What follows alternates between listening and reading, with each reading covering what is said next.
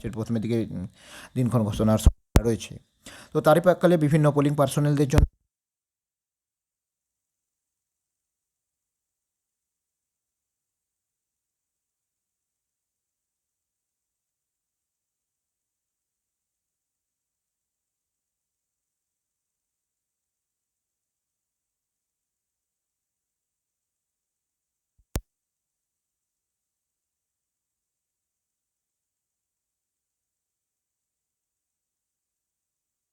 এবং প্রিজাইডিং এই চারটে 4 জনে মিলে একটা টিম তৈরি হবে।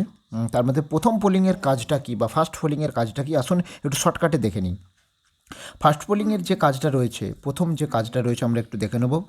ফার্স্ট পোলিংয়ের যে কাজটা রয়েছে, প্রথমে হচ্ছে কি, তিনি কি করবেন, তিনি তার কাছে ফার্স্ট পোলিংয়ের কাছে যিনি থাকবেন তার কাছে কিন্তু যে মানে ভোটের যে বিভিন্ন জিনিসপত্র দেবে তার মধ্যে কিন্তু একটা মার্কড কপি থাকবে, অর্থাৎ ভোটার লিস্ট থাকবে, সেটা হচ্ছে মার্কড কপি বলে লেখা থাকবে, কিন্তু সেইটা ধরে কিন্তু ফার্স্ট পোলিং কাজ করবে।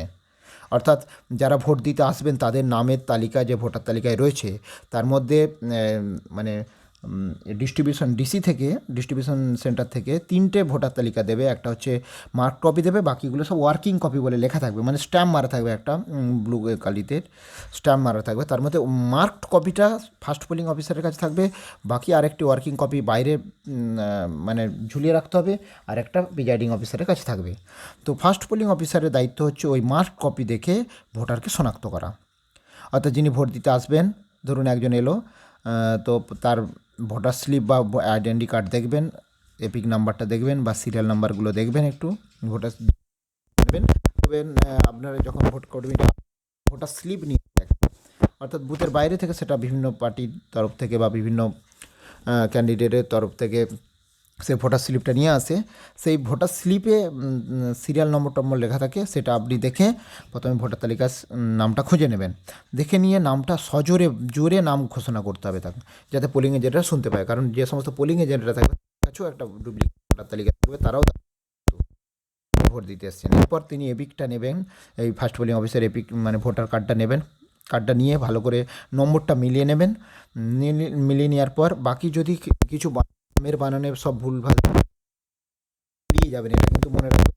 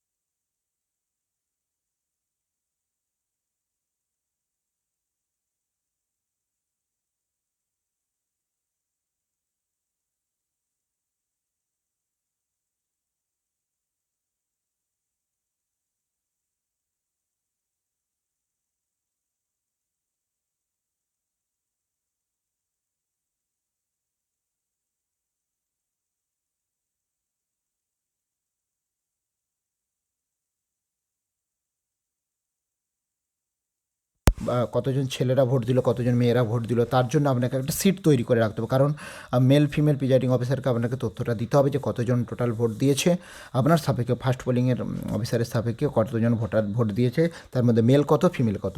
তাহলে মেল ফিমেলটা আপনাকে আলাদা করতে হবে। তার জন্য আপনাকে কিন্তু একটা ট্যালি সিট রাখতে হবে, অর্থাৎ 1 2 3 4 5 করে একদম আপনার যত ভোটার, যদি ধরুন আপনার 1000 ভোটার আছে বা 800 ভোটার আছে, তাহলে আপনাকে একটা 1000 মানে 800 যতজন ভোটার আছে মোটামুটি 1000 লাগলেই হবে। তাহলে মেলের একটা 1000টা নম্বর 1 2 3 4 5 করে একদিকটা করবেন, আর একটা ফিমেলের করে নেবেন। ওটা একটা সিট আপনি মানে ট্যালিটির সিট ওটা নিয়ে নেবেন। ওটা মানে আপনাকে ডিসি বা ডিস্ট্রিবিউশন সেন্টার থেকেও দিয়ে দেয়, বা আপনি বাড়ি থেকেও নিয়ে যেতে পারেন। দিয়ে আপনার ধরুন আপনার একটা কোনো মহিলা ভোটার এলো, তাহলে মহিলাতে তো 1 নম্বরে দাগ দিয়ে আপনি যখন করলেন 1 কেটে দিলেন একটা, বা একটাই দাগ দিয়ে দিলেন, তার মানে একজন মহিলা ভোটার। তারপর যে নেক্সট হলো যে যদি একটা ছেলে হয় তাহলে সেটা মেলের ঘরে একটা দাগ হয়ে যাবে। তারপর ফিমেল হলে ফিমেলের ঘরে আর একটা ধরুন মেয়ে হলো, সেক্ষেত্রে আপনার আবার 2 নম্বর ঘরটা কাটতে হবে। এরকমভাবে আপনি ট্যালি শিটটা দেখবেন, মেল ফিমেলটা আপনার ঠিক থাকবে, টোটাল ভোটটা আপনার ঠিক গণনা করতে পারবেন। এটা করতে এই যে একটি সিট পাশে রেখে পর সংখ্যা লিখিতে পারেন, দাগ কেটে দিতে পারেন, এটাই ভালো সবচেয়ে।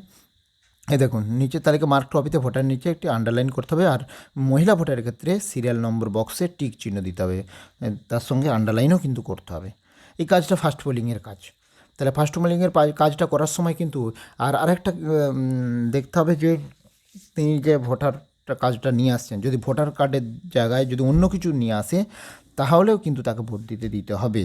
সেক্ষেত্রে সেকেন্ড পোলিংয়ের কাজটা, ফার্স্ট পোলিংয়ের কাজটা, সেকেন্ড পোলিংয়ের কাজটা কী সেটা আমি বলবো পরে। তো ফার্স্ট পোলিংয়ের যখনই কাজটা হয়ে গেল, ভোটার ফার্স্ট পোলিং থেকে সেকেন্ড পোলিংয়ের কাছে যাবেন। আর ভোটার মানে যিনি ভোট দিতে আসছেন তিনি শুধু এপিক দেখিয়ে ভোট দেবেন নয়, বেশিরভাগটা এপিক দেখানোর চেষ্টা করতে বলবেন যে এপিক সচিত্র ভোটার পরিচয়পত্র এটাই নেবেন। যদি না থাকে একান্ত, তাদের ক্ষেত্রে যে বিকল্প মানে এই যে বলে দিচ্ছি, বিকল্প যে এটা রয়েছে সেটা আমরা একটু দেখে নেব। দেখুন বিকল্প যে রয়েছে 11টা, তো মানে বিকল্প রয়েছে এবারে। পাসপোর্ট, ড্রাইভিং লাইসেন্স, কেন্দ্র বা রাজ্য সরকার বা পাবলিক লিমিটেড কোম্পানি অন্তত কর্তৃক কর্মচারীকে প্রদত্ত সচিত্র পরিচয়পত্র, ব্যাংক কিংবা পোস্ট অফিসের পাসবইয়ের ছবি সহ pan card, registrar general of India কর্তৃক জাতীয় জনসংখ্যা পুঞ্জির অন্তর্গত স্মার্ট কার্ড, 100 দিনের কাজের প্রকল্পে জব কার্ড এবং হেলথ ইন্স্যুরেন্স স্মার্ট কার্ড, পেনশনের নথির ছবি সহ সাংসদ বা বিধায়কের প্রদত্ত সরকারি পরিচয়পত্র, আধার কার্ড। তাহলে এই 11টি সজ্জিত পরিচয়পত্র ভোটার যদি না আনে, এইগুলো নিয়ে এসে যদি ভোট দিতে আসে তাহলে তাদেরও কিন্তু গ্রাহ্য করতে হবে। এবং সেক্ষেত্রে সেকেন্ড পোলিং কী করবে, যখন সে 17 রেজিস্টারে তার তথ্য লিখবে, তখন মানে কী ডকুমেন্টস দেখিয়ে সেখানে ভোট দিয়েছে সেটা এপিক, অন্যদের ক্ষেত্রে এপিক, যারা এপিক দেখাবে, আর যেটা এপিক দেখাবে না সেক্ষেত্রে যেগুলো থাকবে, মানে ধরুন কেউ আধার কার্ড লিখতো, তাহলে আধার লিখে লাস্টের 2, 3, 4 ডিজিট দিয়ে দিতে হবে। তো যাই হোক, এই আপডেটটা আমি শেয়ার করলাম। এবং ভোটার স্লিপটা কিন্তু কোনো রকম বিকল্প পরিচয়পত্র নয়, ভোটার স্লিপ দিয়ে যদি কেউ ভোট আসে তাহলে কিন্তু সেটা গ্রাহ্য হবে না। তাহলে এই হচ্ছে ফার্স্ট পোলিংয়ের কাজ। এই ফার্স্ট পোলিংয়ের কাজটা আমি আপনার সাথে শেয়ার করলাম। তো ভিডিও ভালো লাগলে অবশ্যই লাইক দেবেন, কমেন্ট দেবেন, আর যদি চ্যানেলটা এখনো সাবস্ক্রাইব করে না থাকেন প্লিজ সাবস্ক্রাইব করে নেবেন। পরের ভিডিওতে আমি আরও কিছু গুরুত্বপূর্ণ ভিডিও নিয়ে আসবো এই পোলিং পার্সোনালদের ট্রেনিং সংক্রান্ত। ধন্যবাদ, ফিরে আসছি পরের আপডেট নিয়ে।